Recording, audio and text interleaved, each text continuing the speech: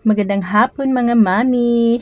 Kami po ay nasa bus ngayon going to Alabang dahil may tournament po ang aking anak na si Eman ng kanyang fencing.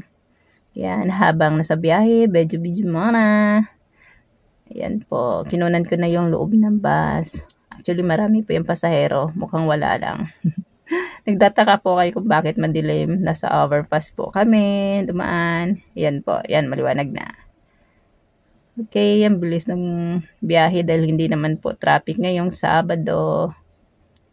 Habang nag-aantay makarating, yan po, video muna tayo sa loob ng bus. Pawala po tayo ng inip natin, ano. Anyway, yung pupuntahan po namin, hindi po namin alam, first time po namin pumunta doon. So, hahanapin pa po namin. Good luck na lang sa amin.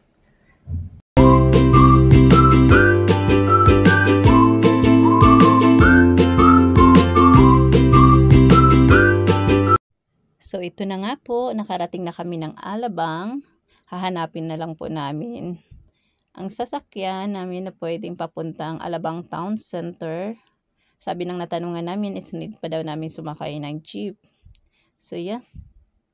Hanapin natin.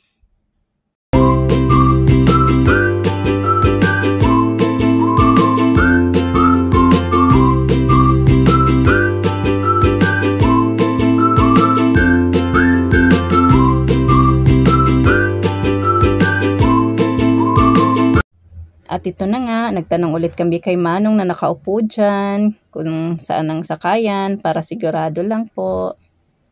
Tinuro kami niya doon pa sa dulo daw, need pang pumunta doon sa dulo para sumakay ng jeep. Tatawid tayo dito. Nga pala mga mi, kasama namin ang isang katim ni Eman at ang kanyang mami at ang aking panganay kasama ko rin. Kasama namin ngayon. So medyo marami-rami din naman kaming bumiyahe kaya hindi rin nakakatakot kahit na hindi mo alam yung lugar. So, yan.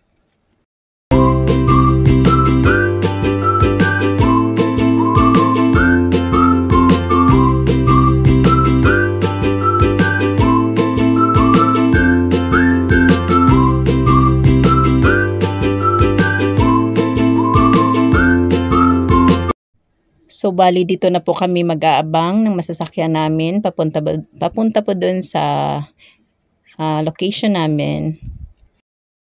Sa time na itong mga nakasakay na kami ng jeep at bumaba na rin po kami. Hindi ko na nakuha ng video, gawa ng nakakahiya naman mag-video sa loob ng jeep, ano. So, dito na kami sa overpass going to Alabang Town Center.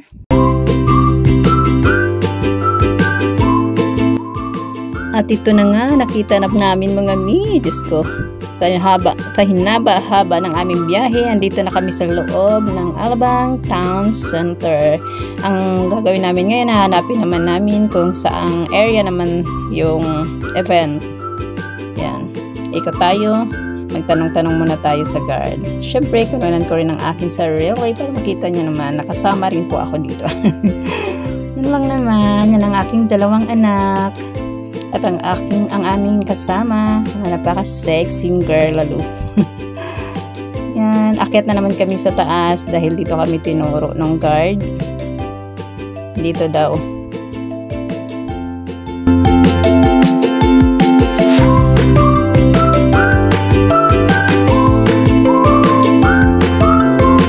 So, after namin nakita ang location ng event, nag-go to mga person, mga So, ito na ang aking anak. Gusto nang kumain. So, order muna tayo ng food bago po ang laro nila. Para naman may lakas na. At ang haba ng binahe namin. Anyway, 5:30 na pala ng hapon yan mga So, kailangan niyang kumain kasi 6:30 ang start ng laro nila. So, para naman may energy siya, kailangan natin pakainin kasi pag maglaro na is tuloy-tuloy na talaga yon hanggang sa matapos. So, baka abutin kami ng gabing-gabi na.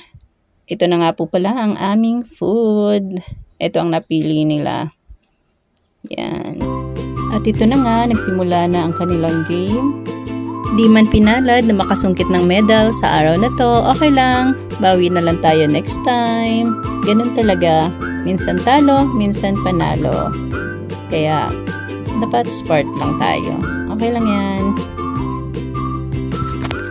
So hanggang dito na lang muna ang aking vlog mga miss. Salamat sa inyong panunood. Bye-bye!